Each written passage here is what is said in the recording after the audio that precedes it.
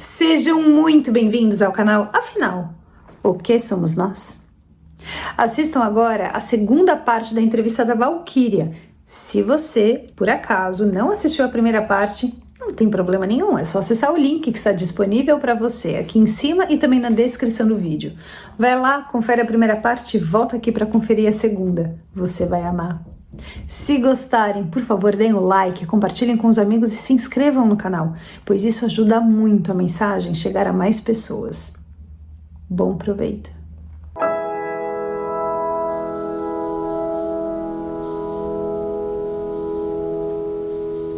E que o nosso objetivo é aprender a amar. E que Deus é simplesmente o amor. Isso é Deus, o amor. E que eu não precisava, nem ninguém precisava ficar revoltado, porque tudo é uma questão de tempo, de aprendizagem. Mas que o tempo para nós é infinito, que a gente tem todo o tempo do mundo para nós aprendermos. Em resumo, foi isso. Mas assim, eu tive a sensação que eu passei horas com ele conversando. Horas. Né? E enquanto ele me explica, ele e as mulheres que estavam ao lado, elas não falavam muito. Elas não falavam. Era como se elas estivessem ali para dar um apoio. E é este homem que falava comigo. Mas com uma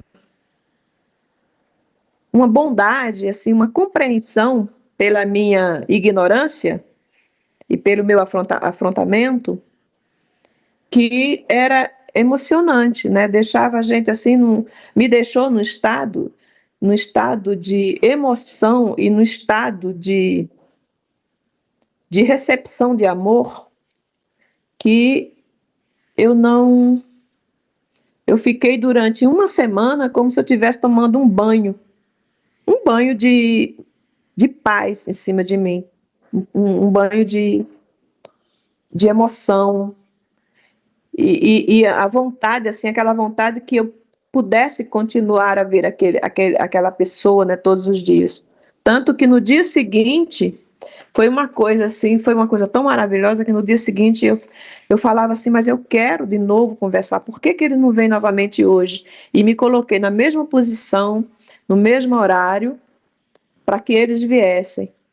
E de repente eles começaram a vir, a aparecer, mas foi muito rápido, do jeito que veio foi embora. Não permaneceu. Então eu não sei o que é que faz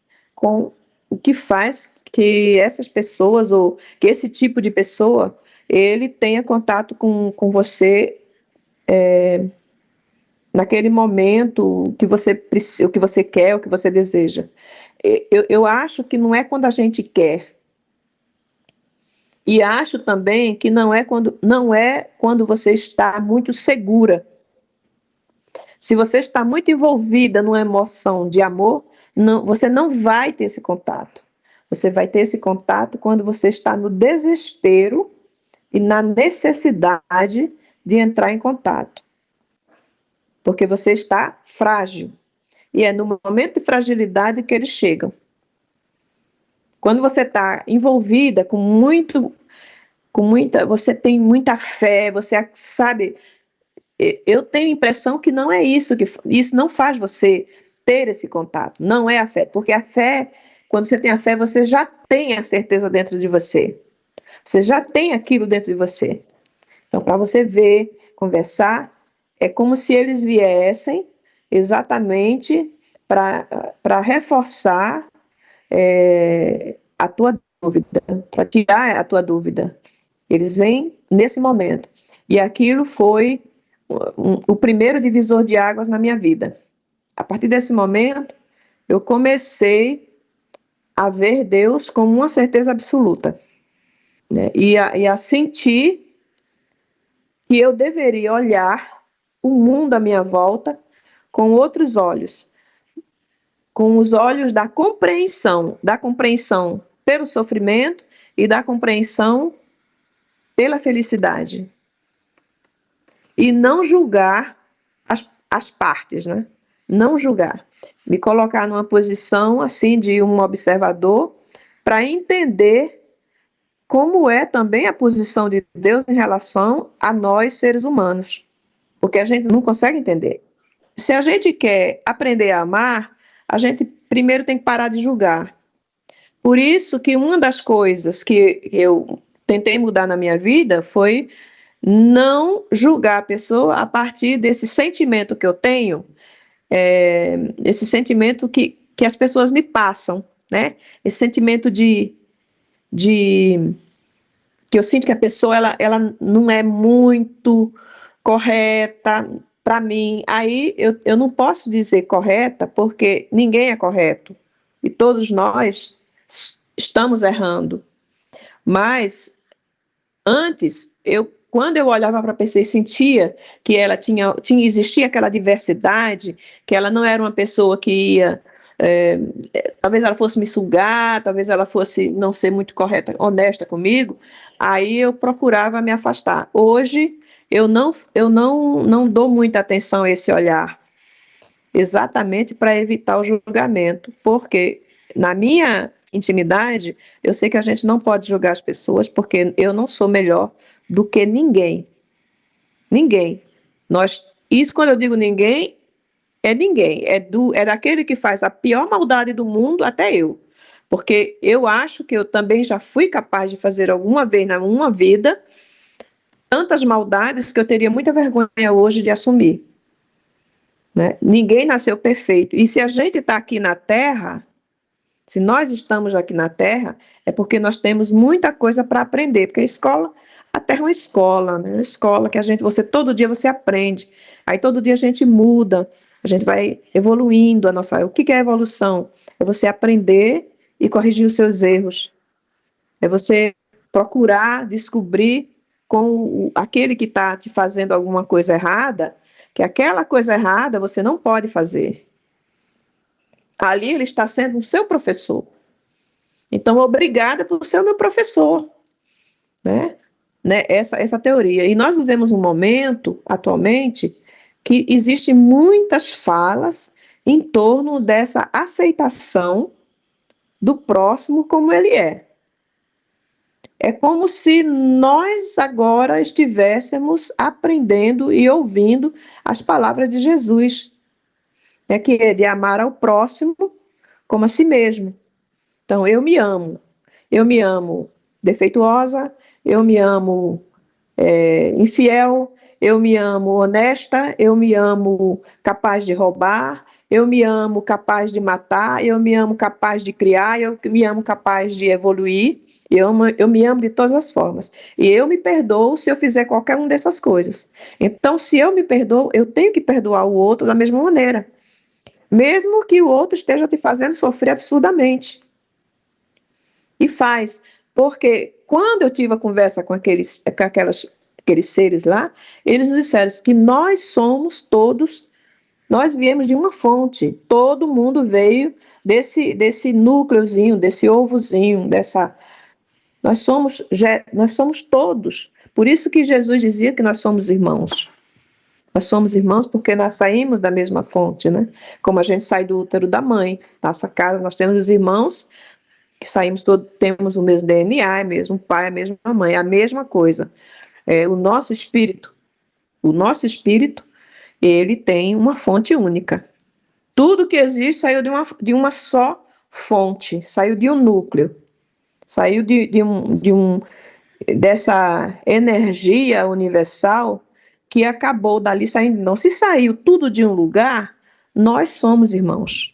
E isso seja a matéria, ou seja, a matéria visível, ou seja, uma matéria invisível, ou seja, que é o espírito, né? Que são coisas que a gente não entende ainda, que a gente não compreende como é que funciona. E isso não tem nada a ver com espírito, não tem nada a ver com coisa de outro mundo. O espírito somos nós, todos nós somos espíritos, todos nós estamos dentro de um corpo.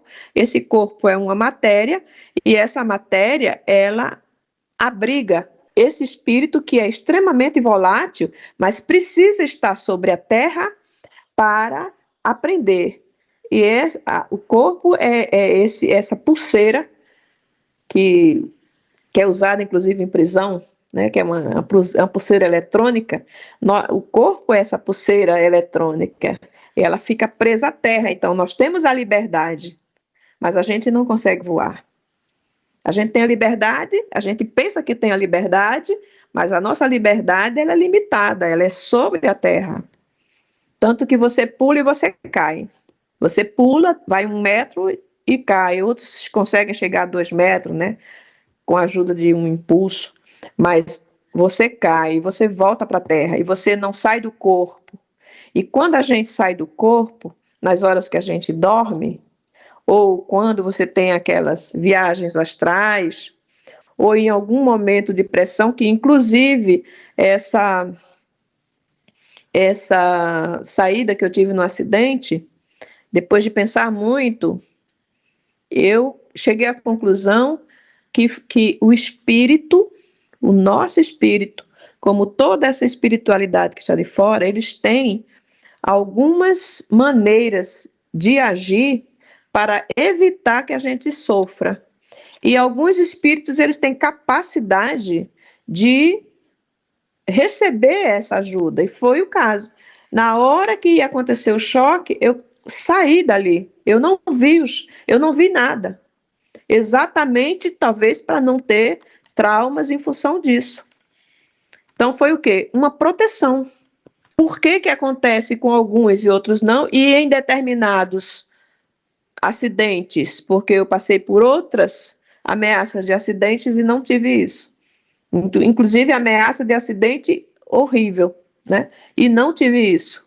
Mas eu tive naquele dia. Então, talvez porque seja realmente uma forma de te ajudar a você sair de um trauma ou não ter um trauma em determinados acidentes, em determinado momento da sua vida. Hoje eu tenho essa certeza. Então, nesse momento aí, quando eu tive a visita desses seres, naquela época, foi muito forte e isso permaneceu comigo durante muito tempo, mas é claro, depois a vida vai passando e você vai vivendo outras coisas e aí você acaba não indo atrás de investigar. Foi em 2000, até 2012, sabe, vou ocupar da minha vida, vou viver o que eu tenho que viver, porque daqui a pouco eu já vou ficar muito velha, não vou viver mais. Então eu dei um momento, como se fosse um momento de revolta, sabe, Carlos? Dizer assim, não, eu lá quero saber dessas coisas, eu quero saber de viver, deixa eu viver minha vida. Como se eu estivesse desviando de um caminho que eu deveria seguir. E aí, em 2012, eu tive um problema de saúde que aconteceu de repente e foi uma coisa que me botou na cama durante 7 meses de hospitalização. De repente, eu sentia uma dor no peito, do meu lado esquerdo, e foi uma dor muito violenta, eu achando que eu ia ter um infarto. Não, eu não achava que eu ia ter um infarto. Eu analisei aquilo como infarto, mas eu me dizia, não é infarto. Eu tinha certeza absoluta que não era infarto. Mas o que será que é isso que não é infarto? Eu estava perto do hospital, a 10 minutos do hospital. 10 minutos do hospital a pé. O grande hospital de Genebra, né? Tem um só hospital, grande hospital, o resto é clínica privada. Então, o grande hospital, que ocupa quase 2 quarteirões, sei lá, é enorme, tem de tudo ali. E a gente, que é o hospital universitário.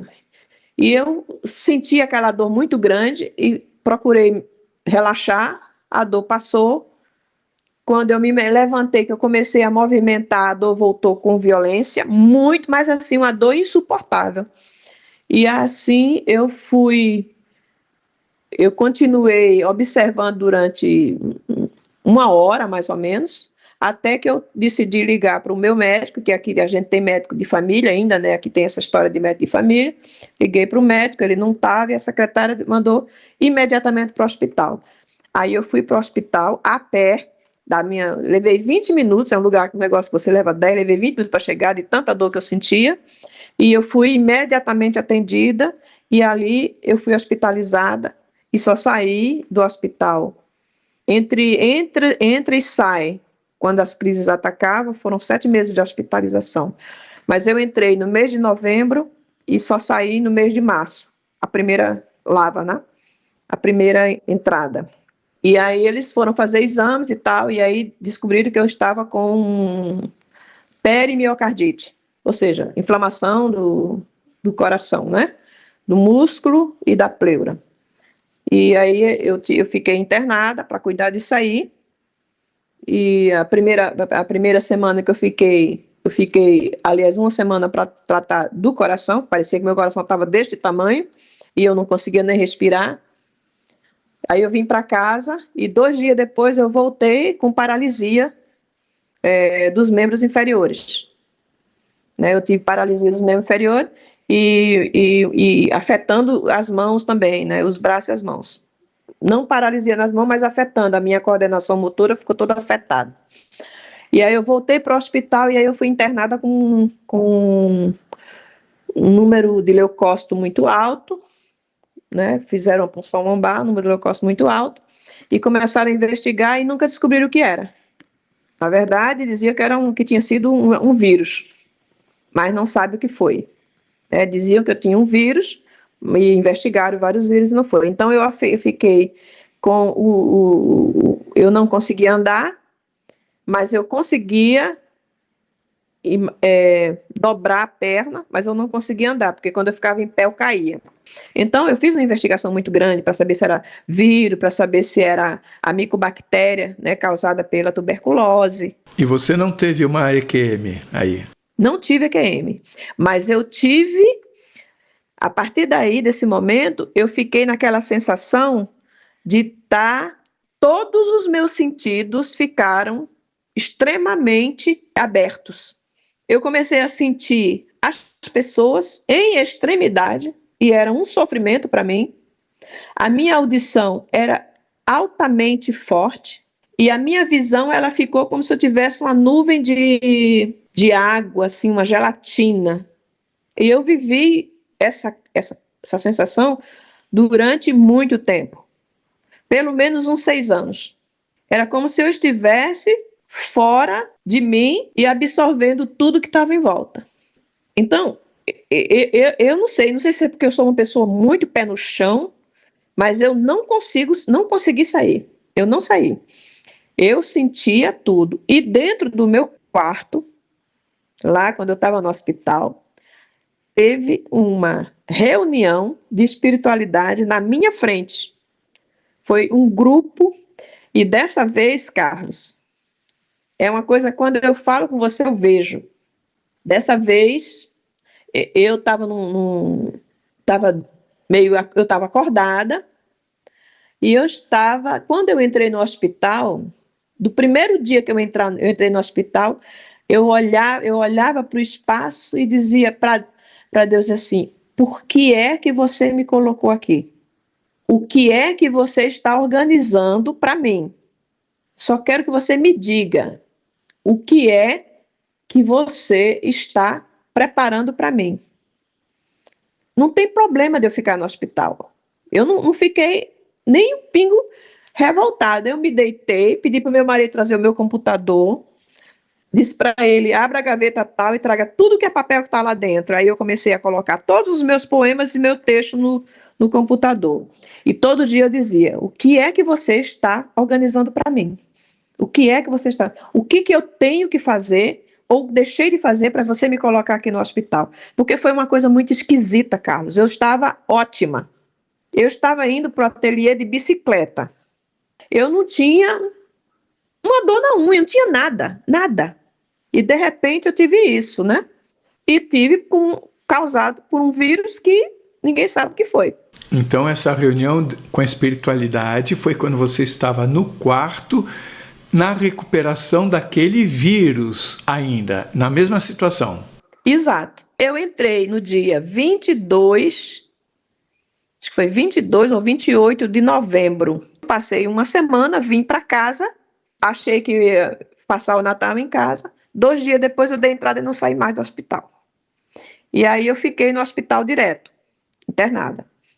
E aí no hospital, ainda quando eu estava para me tratar isso foi na segunda, quando eu estava para me tratar do vírus, né, do problema das pernas, na segunda semana, Aí eu comecei a perguntar e a questionar a Deus por que é que eu estava ali, por que é que ele tinha me colocado.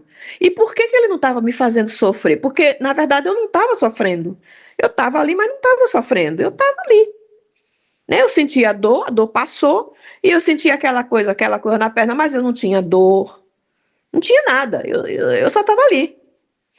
E aí eu perguntei, e a coisa assim, e o médico tudo passando, né? Eu tomando muito remédio para herpes, que eles me deram logo aquela ciclovir, porque pode ser que seja herpes, estava dando um surto de herpes aqui, né, herpes neurológica, e eles, vamos dar ciclovir. Aí deram a ciclovir, aí eu tomei aquele ciclo, né? E fiquei no hospital. E um dia, e todo dia eu perguntava, eu preciso descobrir o que está acontecendo, o que eu tenho que fazer, o que eu tenho que fazer da minha vida.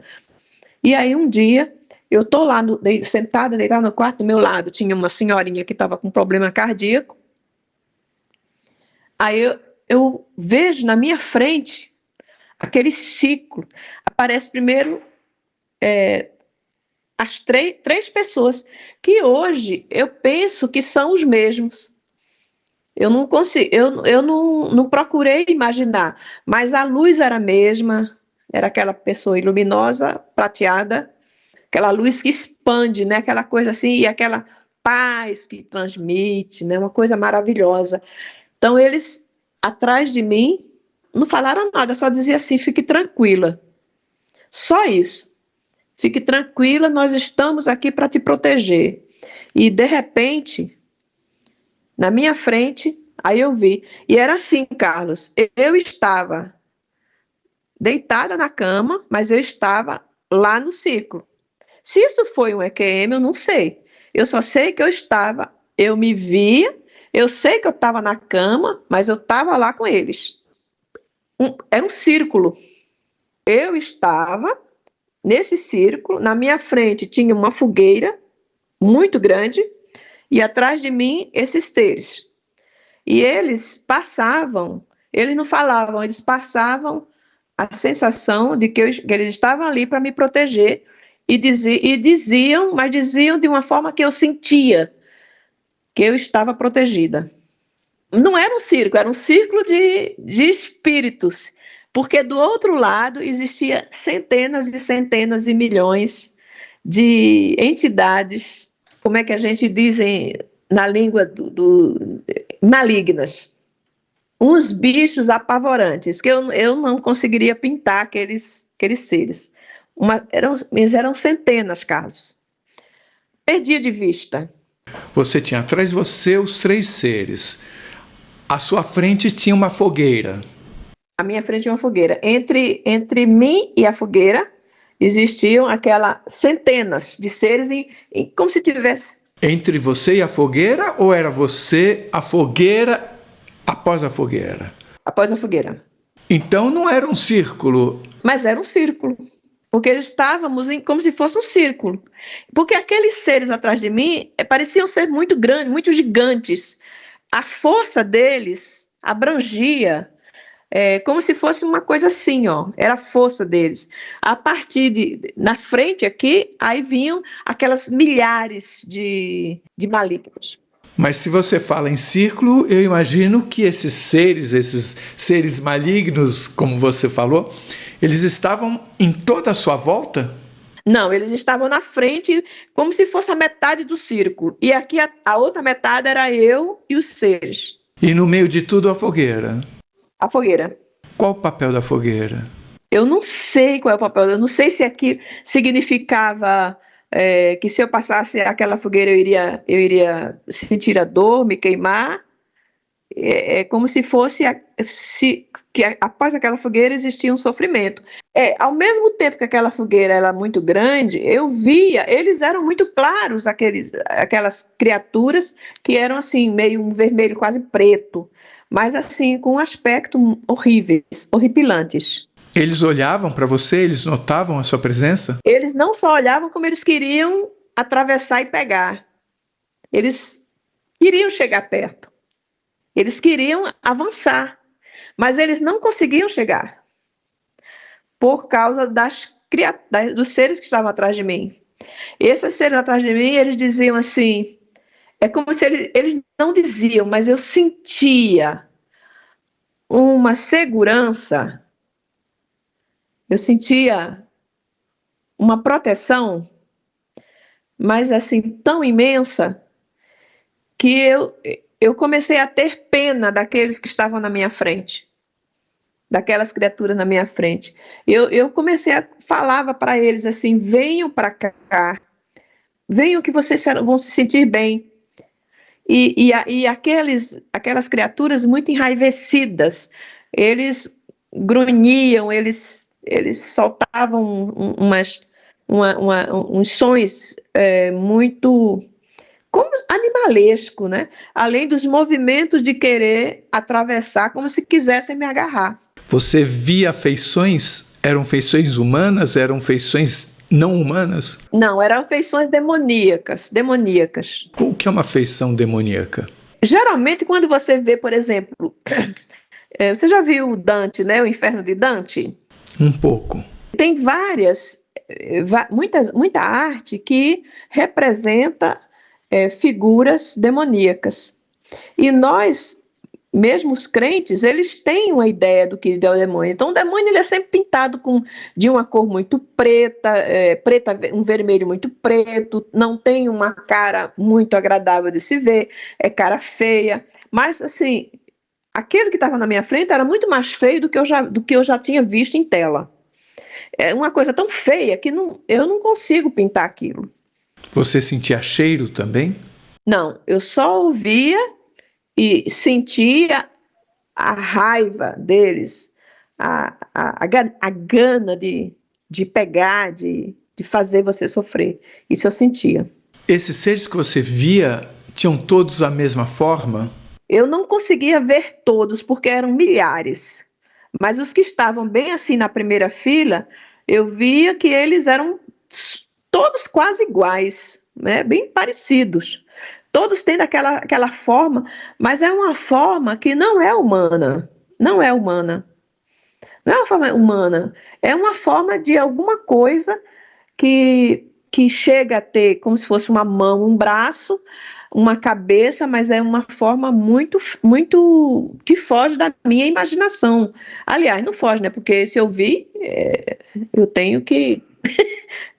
mas assim, eu não conseguiria agora, por mais que eu tente, fazer um desenho e retratar aquelas figuras. E você entende por que eles quiseram mostrar isso para você no hospital?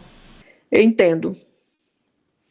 Eles quiseram mostrar para mim que eu não precisava ter medo de nada que fosse uma tentação, que fosse alguma coisa para fazer mal, que nós temos uma proteção.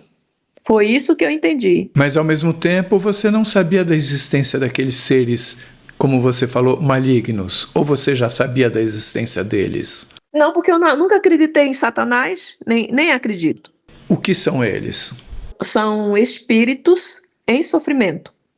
Para mim, na minha função, não existe a figura do Satanás em contraposição a Deus. Eu acho que só existe Deus e existe, sim, os seres que somos nós, o espírito que somos nós, que tem mais ou menos evolução e que são mais ou menos maus. Né, não é que são maus, é que não conhecem a bondade. E aí quem não conhece a bondade pratica o mal. Então essas criaturas, elas são desprovidas do que eu chamo do amor.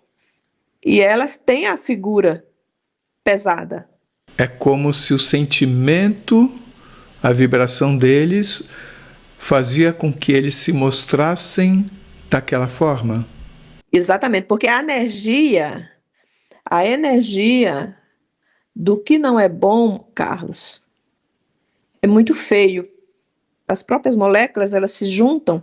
Quando você tem um bom pensamento, quando você faz uma coisa boa. Hoje eu estava vendo aquele japonês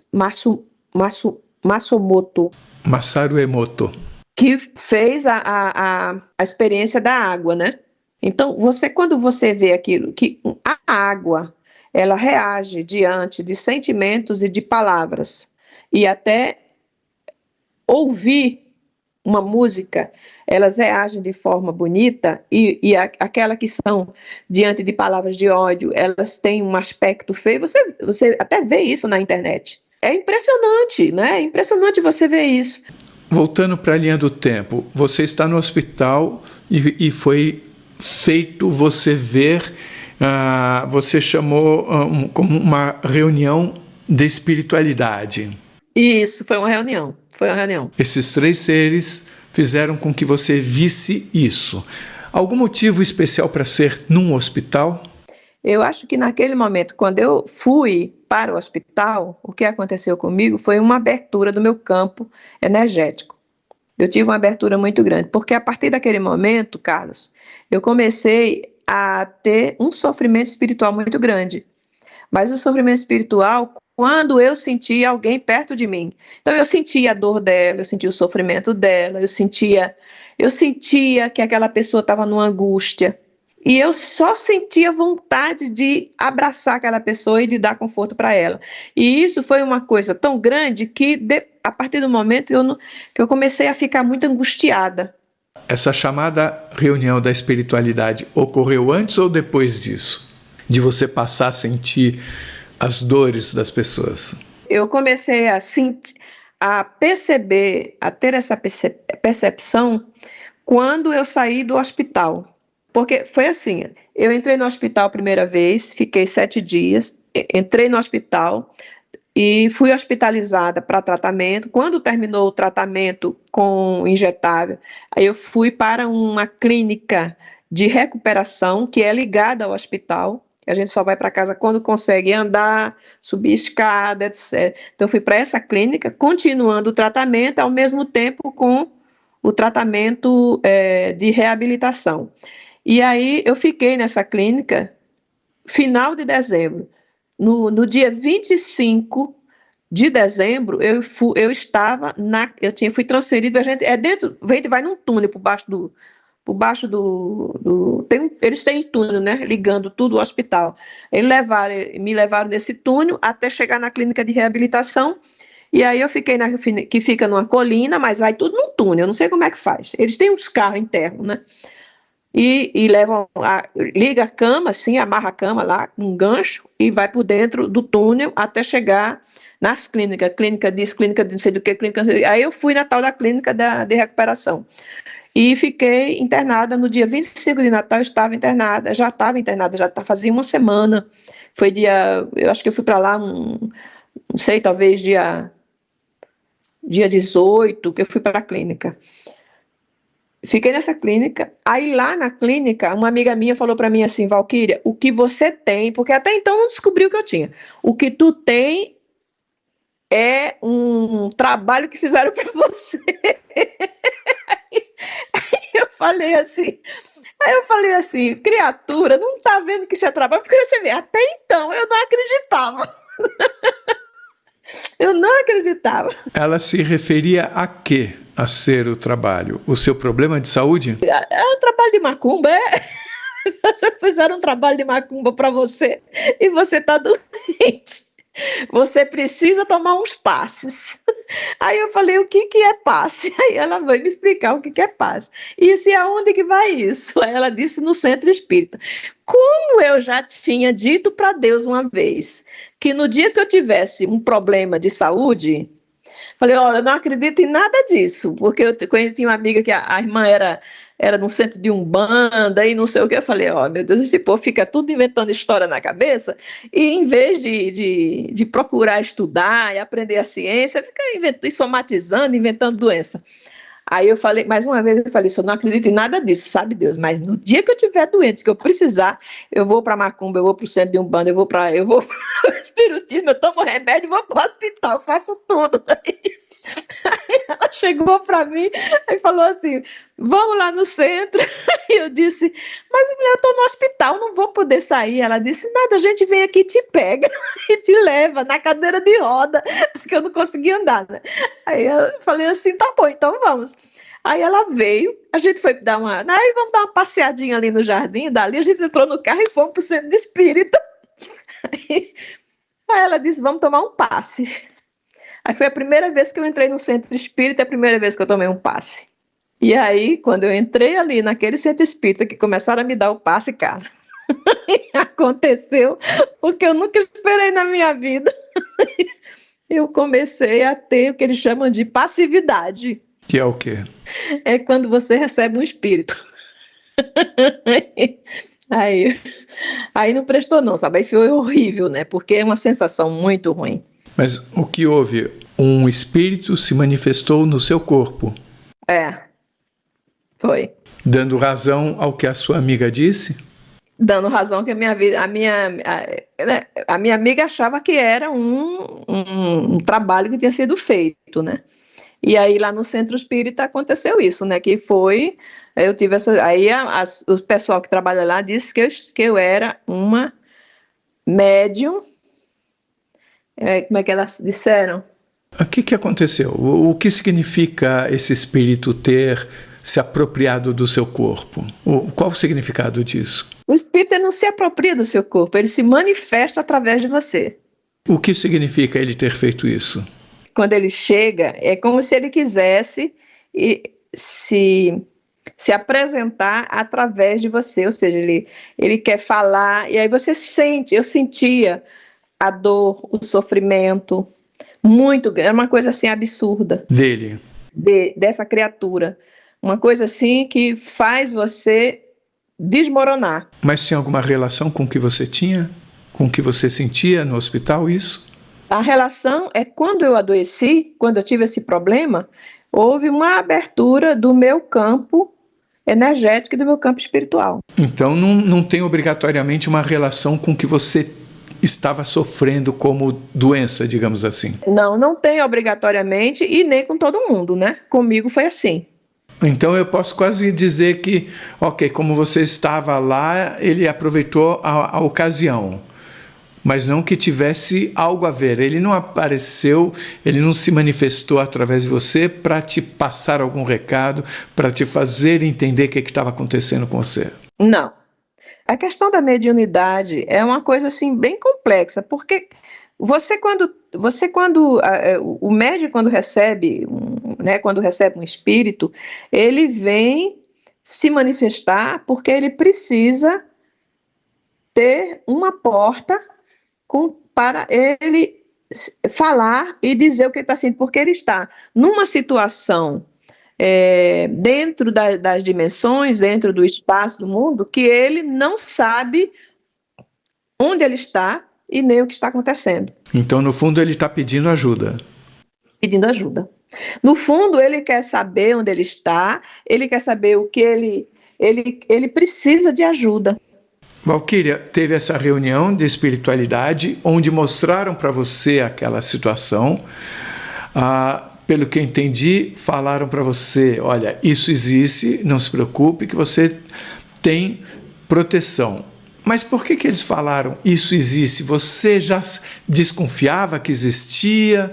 Eu não acreditava em nada, Carlos. Então é como se eles falassem, olha, tá aqui, isso existe, mas não se preocupe, você vai ter proteção. Mas existe, saiba que existe. Eu não acreditava em nada dessas coisas assim de espírito, de casa de não sei do quê. Eu não acreditava nessas coisas. Mesmo você tendo passado por tantas experiências. Por tudo que eu passei. Eu não acreditava. Ok. Seguindo a linha do tempo, o que aconteceu depois? Então, o que aconteceu, ali naquele momento, eu fiquei na frente daquelas criaturas, e eles atrás de mim, e aqui eles me passavam a segurança, como quem dissesse assim, não tenha medo, você está protegida, está vendo, isso existe, e seja generosa com eles. E não odeie, como se dissesse para mim que eu não ter raiva, mas que eu tivesse a ajudar. Então, nesse momento, eu ofereci a minha ajuda a eles. Eu ofereci. Falei, você quer a minha ajuda? Eu vou tentar te ajudar. Falou para algum em especial? Não, eu passava aquela mensagem como se todos ouvissem. E nesse momento, alguns atravessaram aquela fogueira e se aproximaram de mim. E eu não senti um medo na unha. Eu senti muita pena deles e muita vontade de abraçar eles. E ao mesmo tempo que eu sentia isso por eles, eu sentia também que aquelas 3 criaturas atrás de mim, era como se eles nos abraçassem. E a força deles evitava que aquelas criaturas tivessem qualquer reação agressiva comigo. Então, deixa eu entender. Alguns se aproximaram de você. Nesse momento, os 3 seres também se aproximaram, como se tivesse... Não, eles continuaram atrás de mim, como se tivesse uma grande energia que me dava aquela força. Para que você pudesse ajudar esses seres. Ajudar aqueles seres. Era como se eu fosse um veículo, né? E de que forma você sentiu que você ajudou? Porque as criaturas que estavam na minha frente, elas simplesmente se ajoelharam e como se desmanchassem em lágrimas. E quiseram vir andar ao nosso encontro. E aí os outros que ficaram atrás começaram a puxar, vir e tentar arrancar esses seres que estavam ali prostrados para levar de volta para eles. E aí foi nesse momento que os seres atrás de luz, eles meio que disseram assim, não, eles têm o livre-arbítrio de ir se eles quiserem. Se eles não quiserem, eles não vão. Não falava, mas a atitude foi essa. Aí, nesse momento, teve 1 ou 2 que foi para o lado daqueles animais e os outros ficaram ali e eles foram levados para Eles simplesmente atravessaram e sumiram. Eles foram levados. E foi uma coisa, assim, muito gratificante, que eu sinto até hoje quando eu falo, né, Você falou que 2 foram para aqueles animais. Você não tinha usado esse termo ainda. É porque eu não gosto de falar demônio, né? Eu gosto de falar animal. Mas, assim, é até pecado falar animal, né? Mas você falou que eram pessoas. Eram pessoas, mas não eram pessoas. Eram bichos horríveis. Nem fala animal, né? Porque o pobre dos animais são tão bonzinhos. Umas coisas. Fala coisa. Mas é como se fossem pessoas que tivessem a sua própria aparência deformada por causa do sentimento que elas carregavam? Eram pessoas, espíritos de pessoas que estavam naquele lado por causa das suas ações, por causa de todo o peso que elas carregavam na vida, por causa da falta de fé, por causa da raiva que tem pelo próximo. Essa reunião aconteceu quando você estava no hospital. Eu estava na cama no hospital. E eu me via, eu estava lá no coisa, mas eu estava na cama ao mesmo tempo. Você tinha como que uma dupla visão. Não era dupla visão, era duplo eu. Mas você enxergava a partir dos 2 eus. Exatamente, eu enxergava aquele círculo lá, eu estava naquele círculo, mas eu estava na cama e me via na cama. Eu estava lá na cama. Então é uma coisa muito esquisita que eu não sei explicar, mas era como se eu estivesse lá e aqui. Isso aconteceu quando? Isso aconteceu em dezembro de 2012. E de lá para cá? Eu saí do hospital em 2013. Em fevereiro de 2013, eu tive alta porque eu já estava conseguindo fazer algumas coisinhas. E aí eu vim para casa. Mas aí eu piorei. Eu tive outra piora. Aí eu voltei para o hospital. E aí lá no hospital, novamente, eu fiquei internada durante 2 meses. A razão qual era nesse momento? A razão era a questão motora, a questão motora, a questão do extremo cansaço. Mas isso com relação ao vírus, como reação àquele vírus de antes ainda? E a reação ao vírus, ainda a questão motora, a questão das pernas, os braços, a dor de cabeça muito grande. Aí depois disso, o que aconteceu? Você saiu do hospital e vida normal? O que você tem mais a contar pra gente? Então, assim, depois que aconteceu isso, eu fui para casa,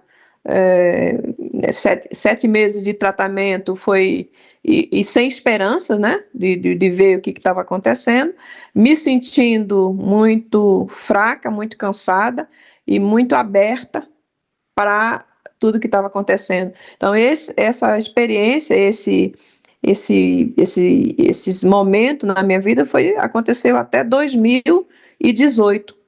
E até 2018, eu fiquei nessa fragilidade.